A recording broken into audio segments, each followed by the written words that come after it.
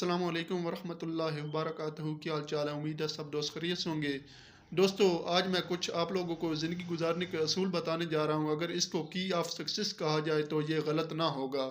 दोस्तों, वीडियो की तरफ बढ़ने से पहले हमेशा की तरह आपसे एक ही गुजारिश है कि अगर आप मेरे यूट्यूब चैनल पर पहली बार हैं तो मुझे सब्सक्राइब कर लें और बेल आइकन को दबा दें, और अगर फेसबुक पेज पर हैं तो मुझे फॉलो कर लें। दोस्तों, 5M को हम कैसे कंट्रोल कर सकते हैं? वो 5M हैं कौन से? तो सबसे पहले हमारा 5M में पहला M जो आता है वो है हमारा माइंड। हमने हमेशा अपने दिमाग को अपने कंट्रोल में रखना है, हमारे ख़यालात अपने कंट्रोल में रखने हैं, क्योंकि हमेशा ख़यालात ही इंसान को कामयाब बनाते हैं। दूसरे नंबर पे हमारा M आता है हमारा माउथ, यानी कि हमारा मुंह। हमने अपने मुंह को हमेशा कंट्रोल रखना है। हज़रत अली रज़ी अल्लाह तआला अन्हु का कौल है कि इंसान की ज़बान एक ताला है, और ताला खुलता है तो पता चलता है दुकान किसकी है, लोहार की है या सुनार की है।